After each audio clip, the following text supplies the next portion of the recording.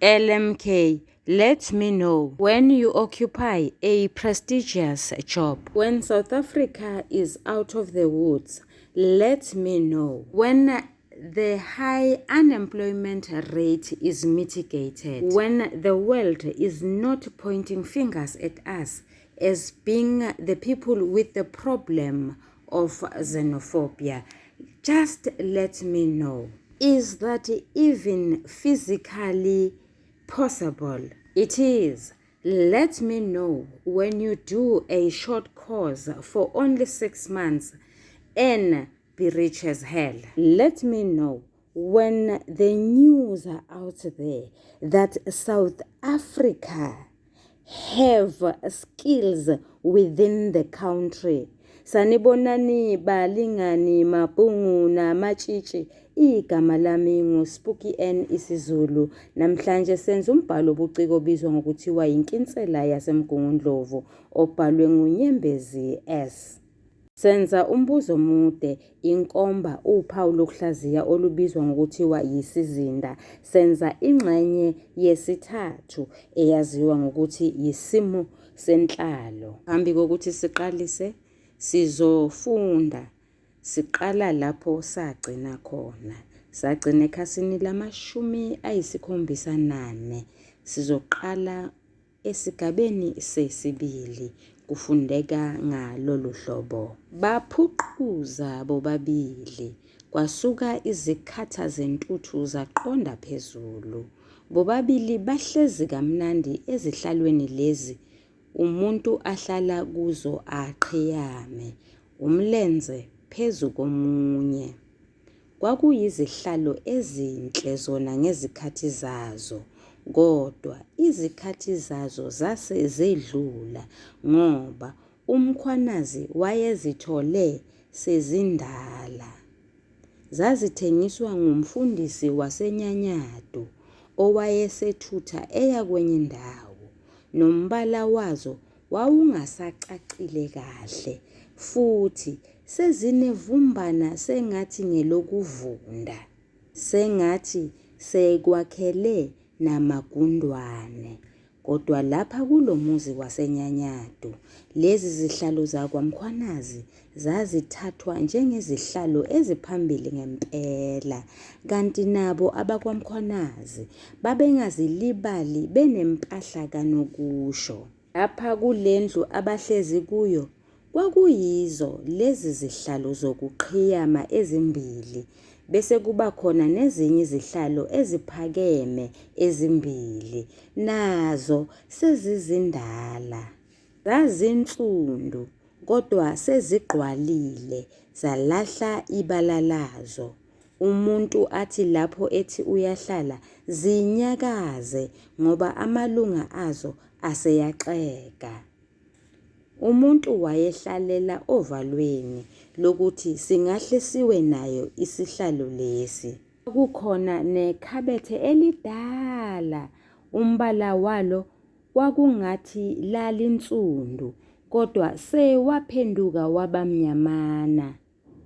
Amadilowa ayesevuleka kalukhuni ake abambeke nje ukhohlwe ukuthi abanjwe yini. Aphume ngokutsheka. Nezinkintsho sekwasala imigodi nje lapho zazikhona. Uma ufuna ukulivula wawushutheka umunwe embotsheni. Uma unomunwe omncane noma ushutheke uluthi noma isipikili. Kwakuyilolu hlobo oludala lwamakhabethe. Izivalo zazihlotshisiwe. Kuqoshwe lona ukhuni. Ilapho uMaNtuli ayefaka khona izitsha zakhe nezinye izinto. Phezu kwekhabethe kuhlotshiswe ngamabhodlela kajamu angasenalutho. Kukhona nelinye ibhodlela okwakuhlohlwe kulo izimbali zokuhlobisa kodwa sezibunile. Nali netafula lapha endlini ngoba yiyona ndlu yokudlela kuyo lena.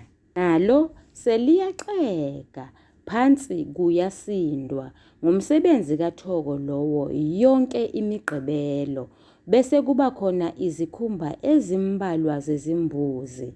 Ifasitela linye futhi lincane, alifanele lendlu engaka. Thina-ke lapha emapulazini sizihambela ngawo amakalishi lana, yizona zimoto zethu, kusho uMkhwanazi ehleka.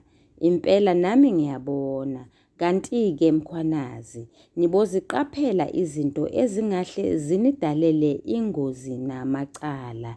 Wathi ukuthula kancane uNdebenkulu noMkhwanazi walibamba waliqinisa ipipi lakhe ngamazinyo lapha ezwa lokhu kukhuluma. Uyabona Mkhwanazi, kuqhuba uNdebenkulu, umuntu ofana nami nje akalazi ikalishi. Angikaze ngikhwele mina ekalishini selokhu ngazalwa. Cha, angikaze ngikhwele. Manje sengiyakuvakashela. Wena usungikhweza ekalishini lakho. Ngokungalazi kwami ikalishi, ngizokwenza into engafanele bese ngiyalimala. Uma ngilinyazwa ikalishi lakho lishayelwa nguwe, ngizoya emthethweni. Ngiyakuzwa kahle mnumzane, washo uMkhwanazi ekhipha ipipi emlonyeni. Wathi ukulicindezela ngebhokisi likametshisi sengathi ngiyaxolisa ke ngiphinde ngifunde futhi. Sengathi aligxushekanga kahle. Labuye laphindela khona futhi emlonyeni. Kuyinjabulo engummangaliso kimi ukufica umuntu onomqondo ophapheme kangaka emaphandleni.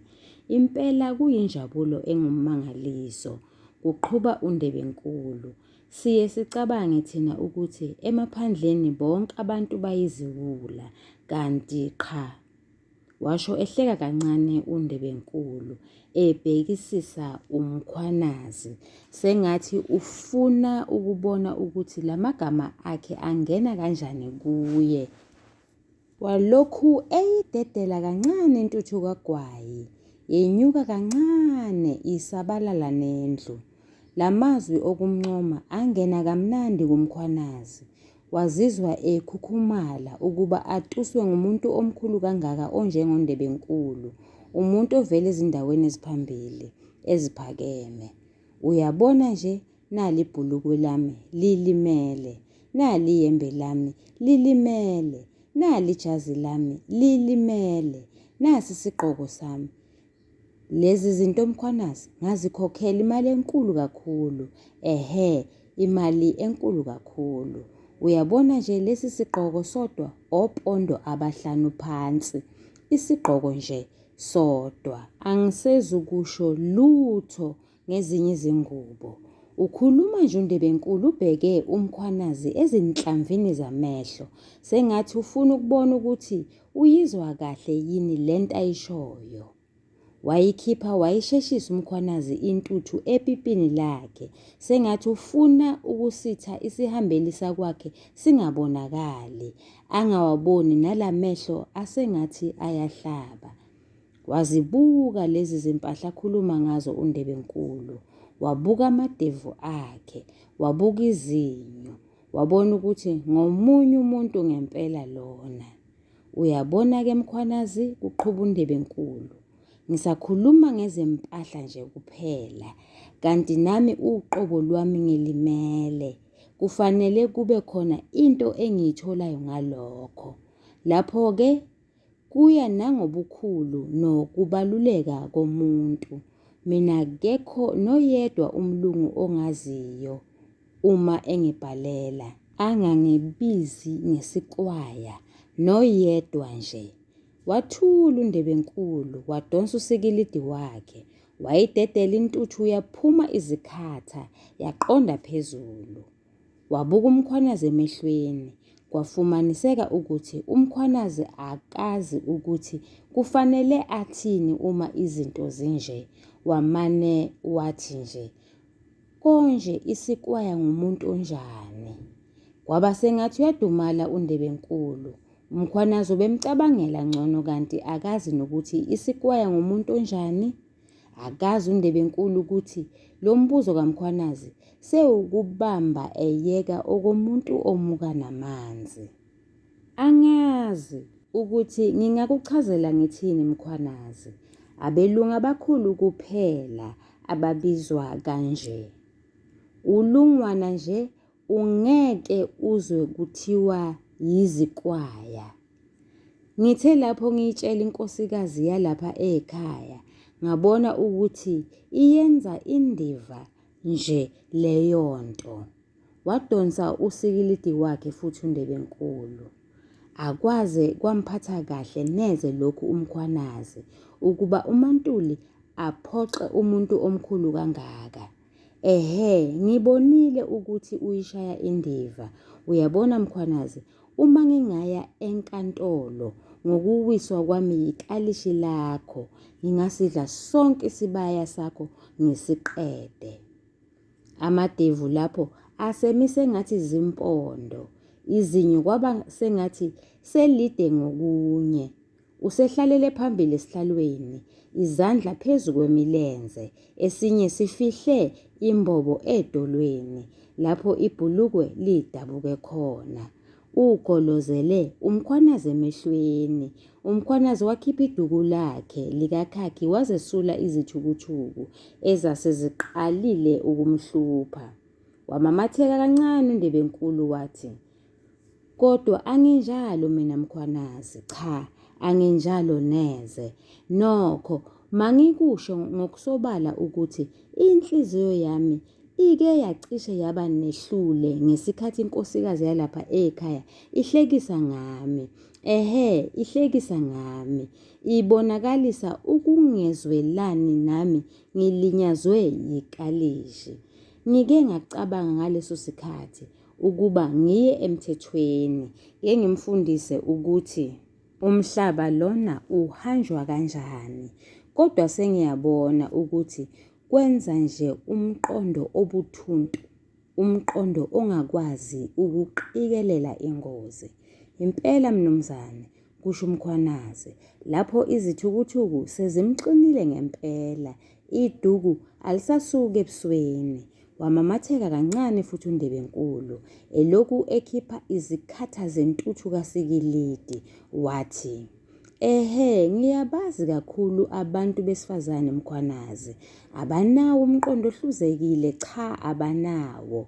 Baze babe ngcono abantu besifazane basemadolobheni. Laba basemaphandleni bayingozi.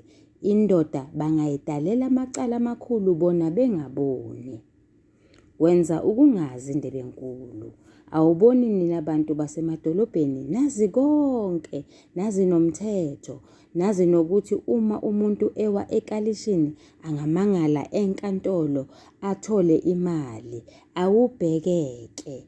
Thina kade kwasasiwe emakalishini abantu, kodwa asikaze sithole nesenti lodwa leli."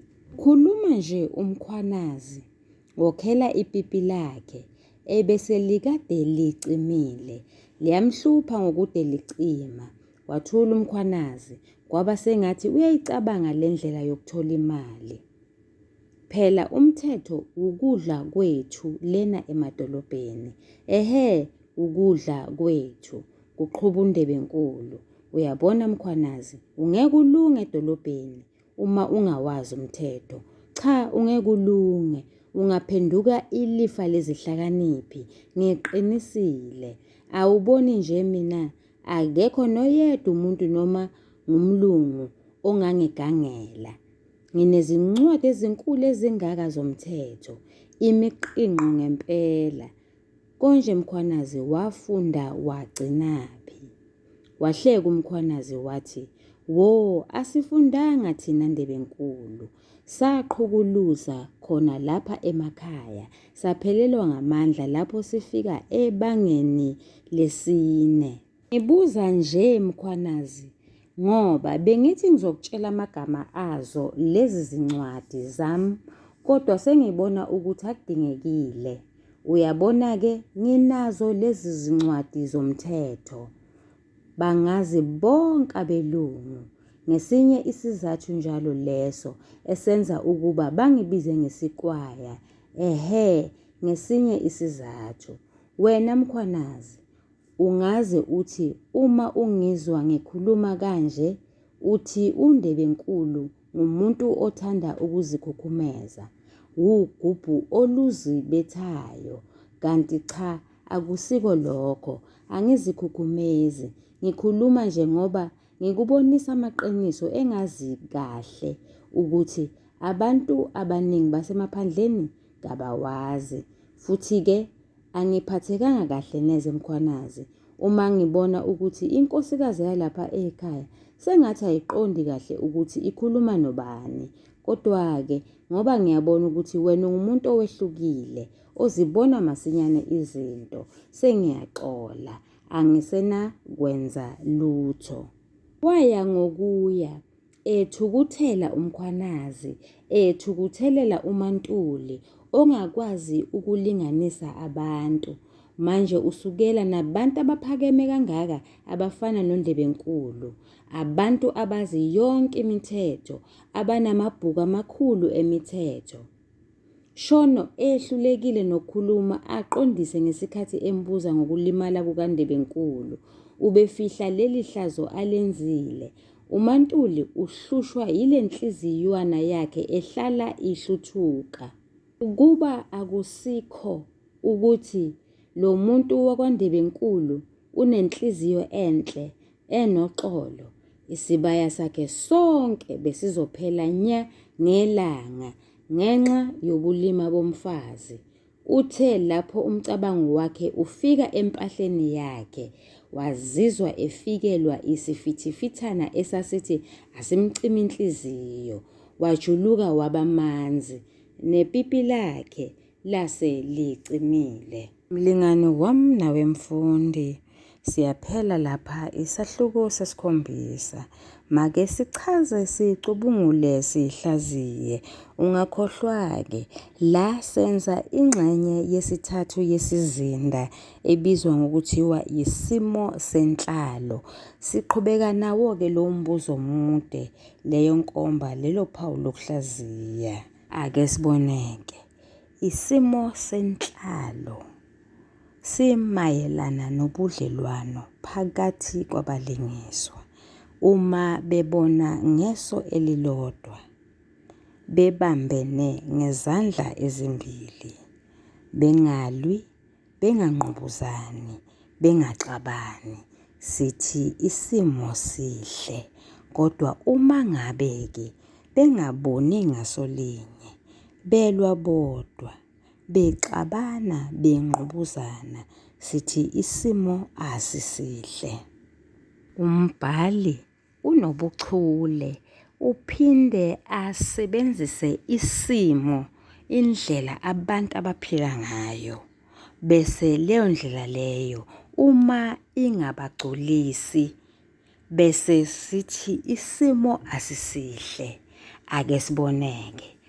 La eNyanyatu isimo asisihle ngenxa yesimo nengcindezi abantu abaphila ngaphansi kwayo. Umbhali uthi abantu bahlupheka kakhulu kule ndawo ngoba akufinyeleleki kalula kodokotela ukuze abantu bathole usizo. Isikhathi esiningi abantu bebehla ezitimeleni, bagibele amabhasi.